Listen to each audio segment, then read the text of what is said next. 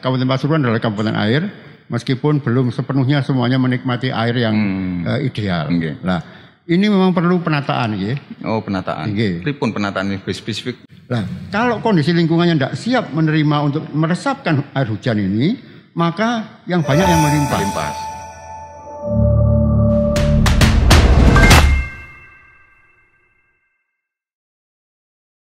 Assalamualaikum warahmatullahi wabarakatuh. Bolo Warmo kembali ke podcast Warta Bromo, ngobrol santai di studio mini Warta Bromo. Alhamdulillah kita bisa bertatap muka kembali dengan saya Tuji Hartono. Nah, ini kita memang sengaja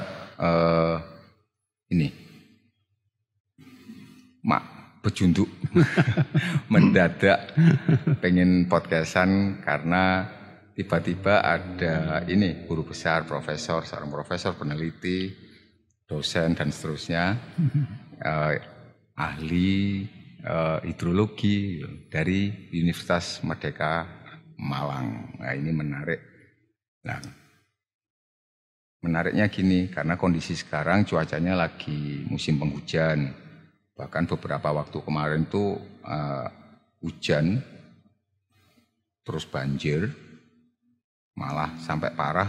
Ono sing diantaranya sing kepulungan, meskipun di daerah-daerah lain, semisal Kota Pasuruan bahkan semalam saja kebanjiran. Di tempat lain, di wilayah-wilayah timur Pasuruan juga banjir, di wilayah barat Pasuruan banjir dan seterusnya. Artinya ada problem serius sebenarnya di lingkungan kita, Bolo Warmo. Bahkan di Probolinggo itu kemarin juga banjir. Di Lumajang juga banjir kalau nggak salah. Jadi Lumajang, Probolinggo, Pasuruan, insya Allah turah-turah banyune. Turah tapi jadi perkara. Dari masalah. Iya, kita mungkin sebelum ngobrol-ngobrol santai, saya perkenalkan dulu Bolo Warmo. Ini di kiri saya, ini ada Pak Gunawan Wibisono, Profesor Gunawan Wibisono ini dari Universitas Merdeka Malang. Assalamualaikum, sehat nggih? Waalaikumsalam, matur nuwun, sehat Mas Suci. Alhamdulillah, salam sehat, salam luar biasa. Salam semangat pagi. Pokoknya semangatnya pagi. Iya, semangatnya pagi.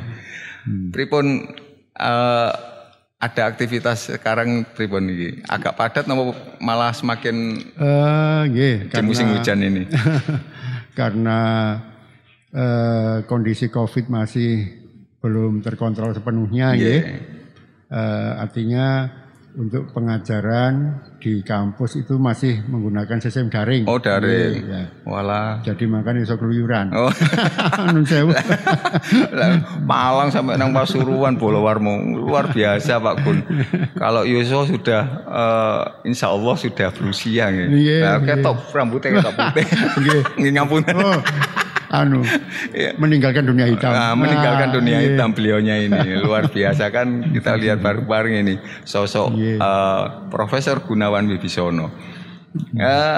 Bolo Warmo ini kebetulan karena ada Profesor Gunawan, kita sedikit mereview tentang kondisi air, kondisi hujan, curah hujan bagaimana sih di Kabupaten Pasuruan sampai kondisi kekayaan air, kondisi tanah kita ini.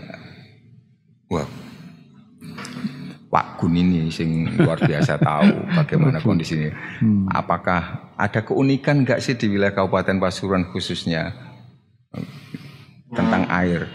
Soalnya diskusi ringan tadi, ono sing kekeringan, ono sing kebanjiran, ono sing berlebihan dan seterusnya. Nah, ini kita pengen tahu bagaimana pendapat atau penjelasan dari Pak Gun singkat. Monggo Pak Gun mungkin bisa dijelaskan. Nggih, matur Mas Suci. Jadi begini, Kabupaten Pasuruan ini kalau kita menengok kembali ke 2017 ya, kita pernah menyelenggarakan Hari Air Sedunia dengan dipimpin oleh Bapak Kepala Daerah sendiri waktu itu, Pak Bupati. Kemudian kepala-kepala dinas terkait juga hadir. Bahkan dihadiri oleh sekitar 500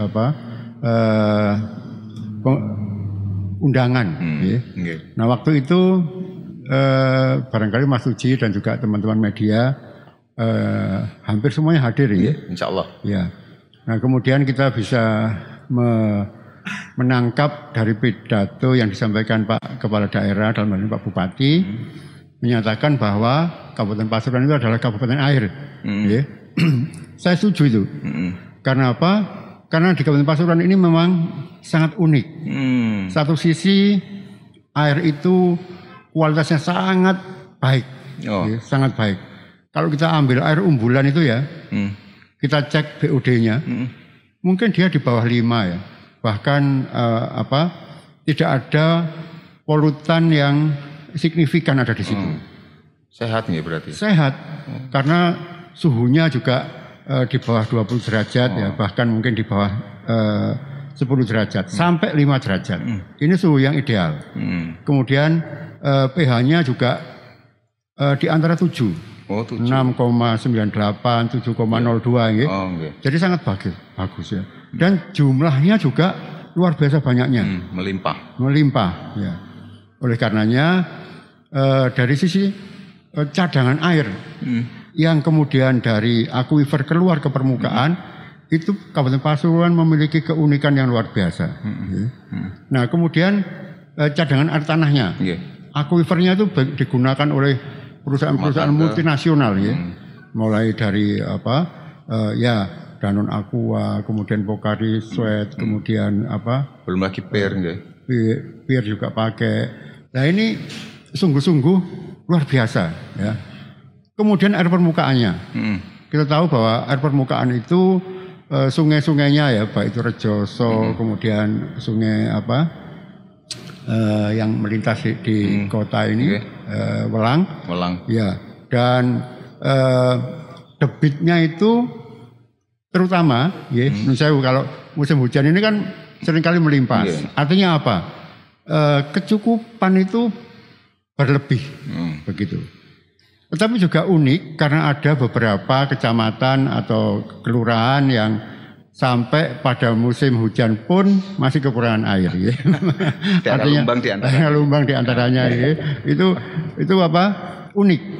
Sehingga Pak Bupati waktu itu menyatakan bahwa sebetulnya Kabupaten Pasuruan adalah kabupaten air, meskipun belum sepenuhnya semuanya menikmati air yang ideal. Nah, ini memang perlu penataan, ya. Penataan. Pripun penataan ini spesifik? Nah, penataan itu di dalam teorinya itu ada namanya Integrated Water Resources Engineering. Jadi itu harus dikelola, rekayasa, ya, secara terintegrasi. Nah, ini yang jadi memang lebih ke arah pemanfaatan air yang punya kualitas. Memilah kualifikasi air dan seterusnya, barangkali mungkin semacam itu. Ini untuk konsumsi, ini untuk mungkin air. Ya, diantaranya begitu. Tapi yang penting adalah bagaimana kita pada saat musim kemarau tidak ada yang kekurangan air. Pada musim penghujan tidak ada yang banjir sampai menimbulkan kehilangan nyawa, kehilangan harta benda, kados kepulungan kalau ini. Nah, itu prinsip kalau gitu sudah. Ya. Memang itu harus penataannya sampai jauh itu, artinya itu cukup strategis Pak Gunawan. Itu bukan impian gini. Sanes, jadi sanes impian gitu. Sanes. Sebetulnya di Indonesia ini sudah ada beberapa lembaga yang menerapkan. Jadi kalau penjenengan pernah dengar Perum Jasa Tirta, nah itu dia yang mengelola das berantas mulai dari sumber berantas di Kota Batu sampai di Surabaya, Kalimas Surabaya. Itu semua dikelola oleh satu perusahaan umum negara ini. Ya. Nah itu juga menempati urutan 5 besar dunia. Jadi bagus sekali. Tetapi kondisi das-das yang kecil, nah ini yang memang ada yang di bawah Balai Besar Wilayah Sungai Berantas, yang posisinya di Surabaya. Tapi ada yang lain. Ya kayak di Pasuruan ini Welang gitu. Jadi itu di bawah kewenangan yang lain. Tetapi yang jelas harusnya ada sinergitas antara Balai Besar, Perum Jasa Tirta, demikian juga dinas dinas PU. Nah, dinas PU kan punya 3 sub ya. Ada Bina Marga, Cipta Karya, ada sumber daya air. Nah, sumber daya air ini harus berkoordinasi. Ya, itu satu sektor padahal itu. Artinya satu, kalau itu sebuah badan dinas atau instansi yang sektoral gitu. Iya. Tapi yang lain juga mungkin harus dilibatkan juga. Betul. Lingkungan bahkan sampai situ. Betul, iya. Nah, contohnya ini, kalau kita bahas dulu yang mana, misalkan Kepulungan. Baru-baru ini kita sangat berduka ya, karena ada kehilangan nyawa, ada puluhan rumah itu kemudian runtuh dan kemudian hanyut, ya, sehingga masyarakat sesaat syok oleh karena keadaan itu. Nah ini penyebabnya apa, kan begitu? Nah, niku. Memang penyebab utama itu kondisi pemanasan global, global warming, climate change, sehingga perubahan iklim yang memang tidak bisa dikendalikan oleh satu bagian negara. Ya. Ini memang dunia global. Tetapi efeknya itu kita sudah tahu bahwa dulu itu hujan selalu 6 bulan. Hujan 6 bulan kemarau. Kan begitu ya? Jadi kita enak memprediksi. Tertib. Nah, sekarang ini hujannya menjadi lebih sempit ya. Kadang-kadang cuma 5 bulan dalam setahun. Bahkan nate hanya 3 bulan. Tetapi jumlah curah hujannya sama. Kalau misalkan digerojokno iku dalam 6 bulan itu sak jrem. Nah iki 3 bulan sak jrem gitu loh. Keliru kabeh. Keliru kabeh wis iki. Nah ini penyebabnya. Oleh karenanya semua lembaga juga termasuk masyarakat ini harus siap menghadapi keadaan seperti itu. Nah kalau pemahaman ini belum diketahui, wah ini bahaya. Ya. Oh gitu. Ya apalagi terkait dengan bencana. Jadi di dalam istilah air itu ada pendaya gunaan, ada pengendalian daya rusak. Nah yang bencana ini masuk dalam pengendalian daya rusak. Nah pengendalian daya rusak ini memang diantisipasi oleh banyak OPD, mulai BPBD, juga ada BMKG yang meramalkan cuaca hujan akan begini begitu, disampaikan kepada kepala daerah, kemudian PU siap, BPBD siap, lingkungan hidup siap, ya kan? Jadi semua OPD yang terkait itu harus siap. Sinergi. Demikian juga camat siap, bahkan kepala desa juga harus siap. Kalau udah begitu. Nah karena apa? Peristiwa yang terjadi kemarin di Kepulungan itu kan beberapa stasiun hujan menunjukkan curah hujannya lebih dari 100 mm. Ada yang 120, 150, ya memang ada yang 98 yang di sekitar itu. Nah ini menunjukkan bahwa hujan itu sudah tidak lagi pada hujan tahunan. Karena hujan itu dalam istilah hidrologi ada hujan tahunan, 2 tahunan, 5 tahunan. Ini sudah lebih dari 5 tahunan. Artinya apa? Curah hujannya deras. Ya, durasinya bisa pendek, tapi ketinggian ketebalan hujannya itu bisa sangat tinggi. Nah ini kalau kondisi lingkungannya tidak mendukung, nuwun sewu, karena hujan itu akan turun, ada yang meresap, ada yang melimpas, ada yang menguap kembali. Nah, kalau kondisi lingkungannya tidak siap menerima untuk meresapkan air hujan ini, maka yang banyak yang melimpas. Nah, melimpas ini kemudian kalau pada area yang cukup luas, maka dia akan menerjang segala sesuatu. Jadi istilah bandang nih. Nah, banjir bandang itulah. Nah, ini bisa terulang gitu loh. Kalau kemudian sudah pernah terjadi begini tidak diadakan tindakan apa-apa, maka ada kemungkinan pada tahun-tahun berikut akan terulang. Nah, kok medeni? Nah, ini kok. Itu polo. Jadi itu tadi sekilas tentang kondisi lingkungan Pasuruan, kabupaten khususnya. Ada keunikan, ada yang berlebih airnya juga cukup punya kualifikasi lah istilahnya. Jos cap jempol. Terus ono sing kekeringan itu diungkap juga oleh Pak Gun tadi, sedikit mereview tentang Kepulungan. Tapi Pak Gun ini rupanya juga sudah meneliti penyebabnya, setidaknya mengkaji apa yang terjadi di Kepulungan sedikit banyak. Itu kalau saya tangkap itu ada penggundulan istilahnya sampai kalau tidak salah itu ada sampai wilayah membahas sungai-sungai bantaran dan seterusnya itu. Ini berperkara memang atau pripun itu? Jadi memang begini ya. Satu pias sungai itu dibagi 3 yaitu bias hulu, tengah dan hilir. Nah, di bagian hulu ini memang harus ada satu ekosistem yang menunjang. Nah, ekosistem itu apa? Biasanya di bagian hulu itu ada alas, ya. Jadi ada hutan yang memang air turun itu biasanya diserap oleh saluran perakaran sehingga dia lebih banyak yang terserap daripada yang melimpas, gitu loh. Nah, nanti dari saluran perakaran munculnya itu berupa sumber. Nah, ini kan gampang dikelola. Tapi kalau dia melimpas, lah ini nerjang segala sesuatu, merusak segala sesuatu. Ya jenenge digambior. Makanya di Kepulungan kemarin rupanya daerah hulu juga perlu ditata ulang, dilihat, ditata ulang bagaimana. Meskipun barangkali kewenangannya juga bukan kewenangan kabupaten. Tapi melepas sisi kewenangan barangkali memang ini menjadi catatan atau perhatian bersama kan bahwa sebenarnya ada problem serius di wilayah hulu, diantaranya kalau istilah jenengan itu kan berkurangnya tutupan vegetasi. Itu dari istilah ilmiahnya. Pinter masuk jiwan. Istilah ilmiahnya ku tutupan vegetasi, aku jane ya embu. Tapi intinya alasnya gondol rek.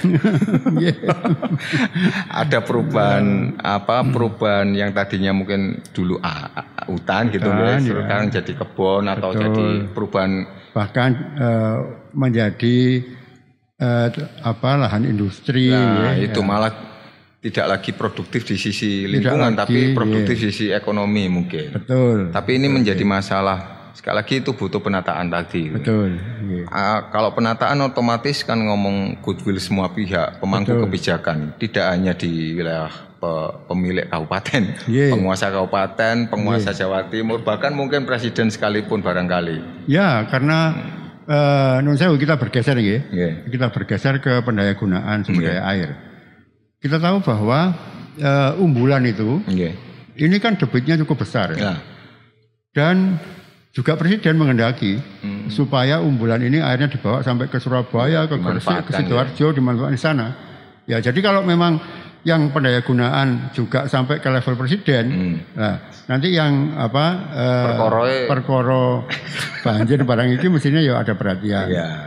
Meskipun bukan sampai presidennya tapi levelnya tinggi pusat begitu. Saya kira itu memang harus demikian. Dicetol gitu. Nah, ini rekan-rekan media saya kira bisa membawa hal ini ke tingkat yang lebih tinggi. Karena saya kira kewenangan itu bertingkat-tingkat Tapi mudah-mudahan orang pusat nanti bisa mengetahui nih Pak Gun. Oh ya. Ya, Mas Uji aja. Monggo. Jadi ini menarik lah sedikit tadi mereview tentang saya tertarik sebenarnya diantaranya tentang melepas sisi bencana dan seterusnya Pak Gun itu tadi sudah diungkap dan sedikit banyak sudah diungkap penyebabnya diantaranya itu. Terus ada perkara penyerobotan tanah sungai gitu kan, lahan sungai itu jadi bangunan dan seterusnya atau barangkali itu mungkin memang itu satu bagian jadi itu kan di hulu masalahnya demikian di hulu ini airnya mendorong ke bawah. Nah, kalau hulunya rusak maka banyak sedimen yang masuk ke hulu didorong ke bawah. Nah, bagian bawahnya hulu itu adalah bagian tengah namanya. Nah, di bagian tengah itu maka ada pengendapan. Sehingga kapasitas sungai ini akan berkurang. Nah, kalau itu berkurang, kemudian juga timbul tanaman liar, karena sedimen itu menahan kecepatan air, sehingga ada tanaman liar. Kemarin kan ada bambu-bambu, gondok, bambu semuanya itu. Ya, ini juga akan mengurangi kapasitas. Lebih-lebih kalau masyarakat kemudian juga menjorokkan tanahnya ke bantaran atau bahkan menjadikan bangunan. Dijadikan bangunan. Nah, ini akan lebih parah lagi. Bermasalah lagi. Nah, di bagian hilir lebih parah lagi karena kecepatannya lebih rendah, sedimennya lebih banyak. Nah, ini perlu pemeliharaan Jadi ada PU yang SDA itu biasanya ada Kabid OP begitu ya. Nah, kepala bidang OP ini yang kemudian melakukan pengerukan. Karena kalau kapasitasnya terus berkurang, Nah kalau sekarang ini ada 2 nyawa melayang, kemudian ada 30 sampai 50 rumah yang hilang. Tahun depan kalau terjadi lagi dengan debit dengan curah hujan yang seperti kemarin, wah ini bisa lebih banyak lagi korbannya. Lebih parah lagi. Jangan sampai kita ingin harus ada antisipasi gitu loh. Nah, ini saya kira bagian dari mengingatkan lah istilahnya. Jadi kita jangan sampai berita itu sudah di blow up tahun 2021 ya. 2022 lebih lagi.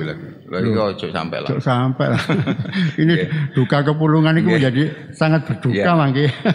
Bahkan bisa jadi malah makin meluas, tidak hanya di Kepulungan atau tempat lain ini jangan sampai terjadi lagi. Betul. Kita tahu lah daerah-daerah lain kan juga begitu. Kita tahu bahwa di satu daerah yang tadinya tenggelam setengah meter, tahun depan karena nggak diapa-apakan menjadi tenggelam 90 cm. Tahun depannya hampir 2 meter lah. Ini kan pembiaran yang seolah-olah disengaja ya. Jangan sampai itu terjadi. Mengingat kalau hanya korban harta benda mungkin tidak seberapa. Tapi kalau sudah nyawa ini luar biasa. Itu kan satu itu kan luar biasa, nggak boleh memang. Betul, nggak boleh.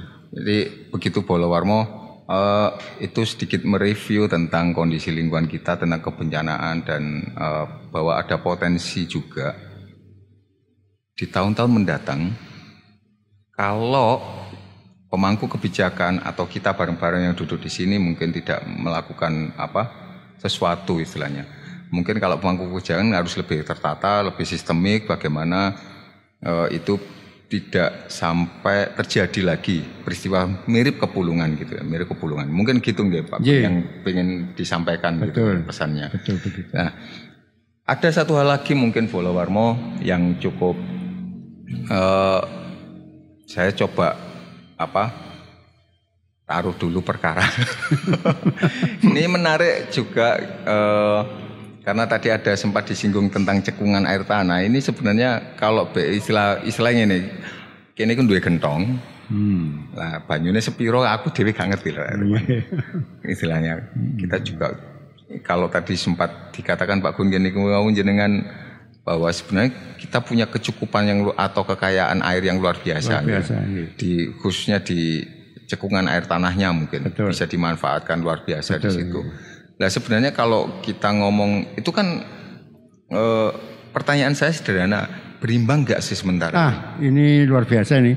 Ternyata Mas Tuji ini mengamati secara mendalam. Ya matur nuwun. Ini pertanyaan yang bagus nggih. Karena apa? Tadi kita membahas air permukaan ya. Banjir itu air permukaan, maksudnya itu air sungai. Nah sekarang kita membahas air tanah. Nah air tanah itu bagi 2, air tanah dangkal yang jadi sumber-sumber warga itu, dan air tanah dalam. Yang di bawah padas. Di bawah padas. Nah kedalamannya biasanya antara 100 sampai lebih. Nah itu kenapa ada air tanah dalam? Itu karena letusan gunung berapi. Di sini kan Gunung Bromo dekat, ya kan?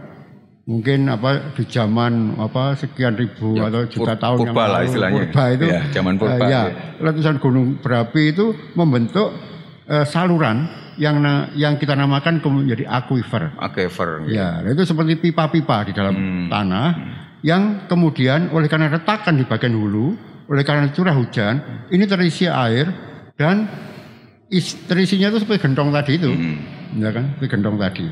Nah, kemudian gentong ini dijoblosi, dipakai oleh perusahaan A, dipakai oleh PDAMB, dipakai oleh irigasi C, dipakai. Nah, itu semua akhirnya kan keluar ini.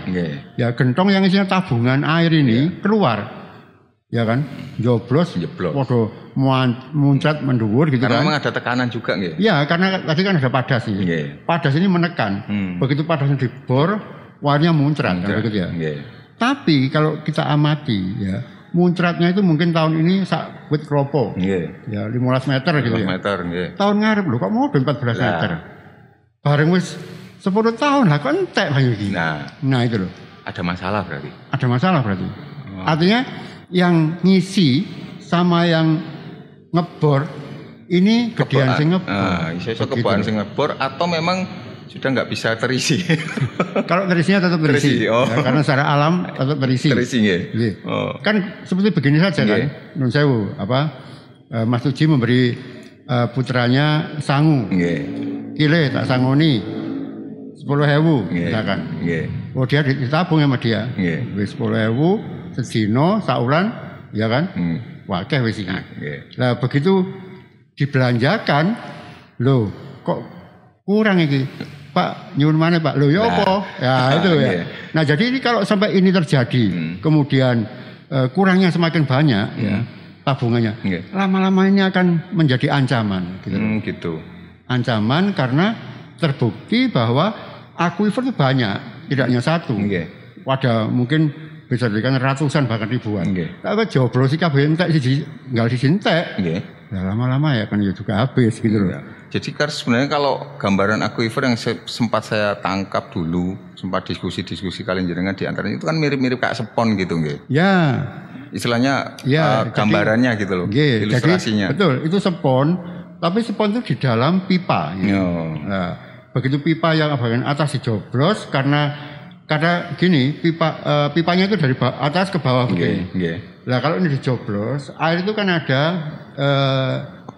sejajar isometrik gitu ya. Nah, begitu ini naik setinggi yang ini, tapi dikurangi kehilangan tinggi karena gesekan, karena macam-macam ya. Jadi kalau di sini sekian, yang ini keluar kira-kira sekian. Nah, tapi kalau lama-lama habis, artinya apa? Yang mengisi ini juga tekor. Ini diisi oleh 1 liter, ditokno 2 liter. Tabungan susu entek kan begitu. Ya. Nah ini perlu diantisipasi supaya Pasuruan sebagai kabupaten air ini tidak sampai nantinya kehabisan air, kan begitu ya. Makanya tadi pertanyaannya seimbang nggak sih untuk sementara ini? Kalau itu kemudian menunjukkan bahwa semakin turun ketinggian hidrolis tekanan hidrolis itu menunjukkan bahwa yang ngebor kegedean. Gitu loh. Kakean. Tapi kalau ini kakean, kalau ini pancet aja wah ini bagus. Bagus. Antara sing mlebu mbek sing metu iki imbang. Gitu, nggih. Itu aja sebenarnya. Itu aja sebetulnya. Nah, cuman kita mungkin hanya mereview lagi sebenarnya ini. Kita belum tahu pasti, mungkin butuh penelitian atau butuh kajian lagi lebih dalam terkait dengan kondisi cekungan air tanah kita. Berimbang apa enggak sih? Nah, ini. Lah misalnya aku jadi pemangku kebijakan ya wis tak delok rek. Tapi aku sik dadi wartawan kebetulan. Ngoten. Sepengerti kok jadi bupati. Insyaallah. Masyaallah ya. Mbok partai mbok kapan? Ya, jadi ini menarik sebenarnya kondisi alam Kabupaten Pasuruan itu cukup berlimpah. Sekali lagi kita seperti yang diungkap oleh Profesor Gunawan tadi, cukup punya tabungan cukup, dan ngomong kualitas airnya juga sehat.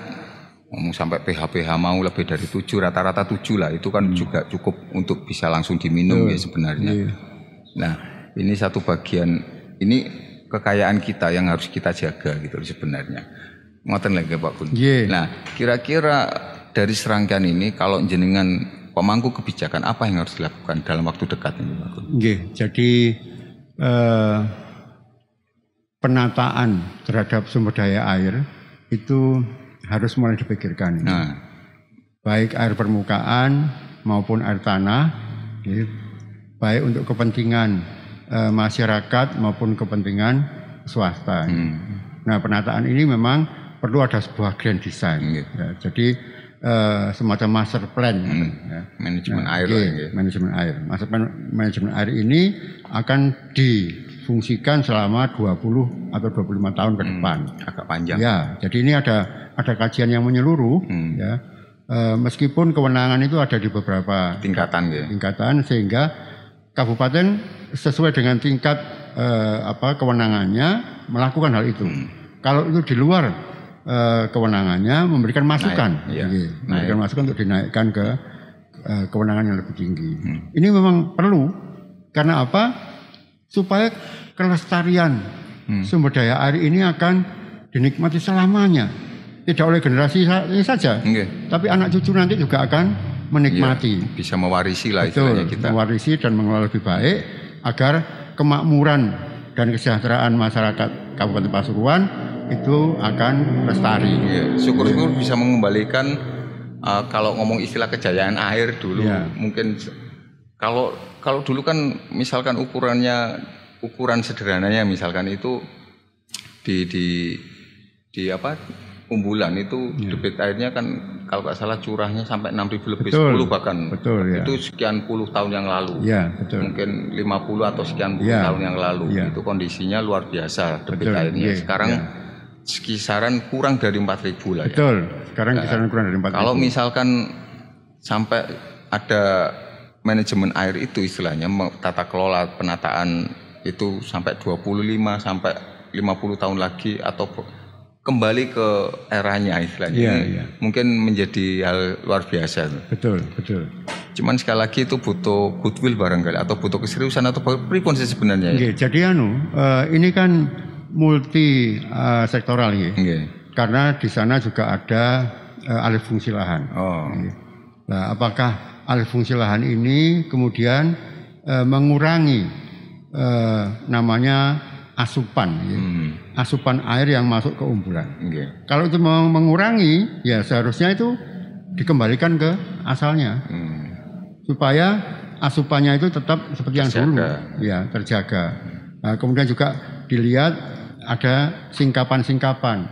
Apakah singkapan ini berpengaruh pada Umbulan? Ya. Jadi semuanya itu dimungkinkan, meskipun harus lapang hati ya untuk itu ya, karena ego sektoral ini kan juga sangat dominan terkadang juga gitu Betul, Nah, itu harus seleh dulu berarti. Seleh, saling AC, saling asuh. Ngerumat banyu. Betul. Kira-kira begitu. Ada pesan terakhir mungkin atau kalimat yang bisa disampaikan karena memang air ini merupakan komponen pokok kehidupan manusia. Sama memang Jadi yang paling utama kan udara. Ya. Jadi manusia itu kalau sampai nggak menghirup oksigen kira-kira berapa menit gitu, Insya Allah itu bisa kolaps ya. Kemudian manusia kalau nggak minum air seminggu, itu pasti juga akan kolaps ya. Kalau nggak makan mungkin masih bisa sampai puasa 40 hari kan ada ya, masih bisa. Tapi kalau air ini nggak bisa lama-lama. Nah, sehingga dengan demikian maka konsentrasi baik itu kepala daerah maupun kepala OPD maupun masyarakat luas, media, perguruan tinggi ini harus peduli, peduli dulu, peduli mencintai. Saya punya kakak yang tinggal di mancanegara di Jerman, mengatakan begini, kalau orang Jerman nggak punya HP itu nggak masalah. Tapi kalau air di rumahnya itu nggak bisa diminum langsung, itu sangat sedih. Ya. Nah kalau kita, HP ini keren-keren deh, banyu gak metu urusannya. Itu galon. Nah ini yang namanya belum paham bahwa air itu merupakan satu substansi pokok yang dibutuhkan oleh umat manusia dan tidak bisa digantikan oleh yang lain. Ya, sehingga kebijakan untuk ngomong kelestarian alam dan air ini juga harus menjadi prioritas juga sebenarnya gitu. Betul. Karena memang itu rumusan alam wis kebutuhan pokok. Kaya wong mangan kok air itu gak iso ditinggal intinya. Betul. Karena katanya sih 70 sekian persen itu kondisi tubuh juga terdiri dari air atau cairan. Ya. Mungkin ada lain lagi mungkin bisa ditambahkan Pak Gun. Barangkali yang utama adalah tindakan ya. Jadi kalau kita pembahasan, mungkin pembahasan secara tertulis, secara lisan itu sudah umum. Tapi tindakan. Saya ini media, teman-teman media mau bertindak apa ini untuk penataan ini? Kontribusinya apa gitu loh. Misalkan panjenengan mengundang dewan, ayo ngobrol masalah ini. Setelah ngobrol bertindak, gitu loh. Tidak hanya ngobrol, karena kalau nggak bertindak itu tadi yang kebanjiran sampai akhirnya semakin parah, yang kekurangan semakin habis, ya kan? Dan masa depan anak cucu kita terancam karena airnya. Jadi saya kira tindakan apa yang perlu dilakukan?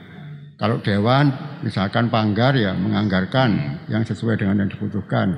Kemudian kalau PU ya melakukan kajian karena selama ini belum punya data. Apanya yang mau dianalisis? Apanya yang mau dieksekusi? Kalau data aja nggak punya, gitu loh. Itu hal mendasar. Nah, kemudian nanti Pak Kepala Daerah menyampaikan ini kepada pihak yang lebih tinggi, ke provinsi, bahkan ke pusat, ke kementerian, bahkan ke pimpinan negara, kepala negara. Saya kira itu. Oke, itu luar biasa Pak Gunawan, Profesor Gunawan Wibisono. Unmer Unmer Malang, karena iki Pasuruan aku ngomong Pasuruan. Sama aja. Iya. Jadi Polowarmo itu tadi sedikit ulasan tapi cukup mendasar dan ada pesan serius yang disampaikan oleh Pak Gun bahwa air iki kebutuhan mendasar dan kudu diturunne rek, kudu diwarisna. Kudu iki sifatnya harus. Soalnya kan dua anak, dua cucu yang harus minum juga. Yang nggak boleh air jadi bencana. Air harus jadi sahabat gitu kan. Istilahnya kira-kira begitu yang bisa saya tangkap. Matur sembah nuwun Pak Gunawan Wibisono. Sehat selalu nggih. Matur nuwun sami. Jadi tetap mengawal air. Jadi aku kok bisa membayangno Pak Gun mekul banyu tadi. Ngapun. Ya jadi Polowarmo itu saja yang bisa kita diskusikan di podcast Warta Bromo Bincang Santai. Monggo Pak Gunawan menawi teh dionjuk nggih mboten napa-napa niki. Nggih. Jadi demikian salah-salah kata. Assalamualaikum warahmatullahi wabarakatuh. Waalaikumsalam.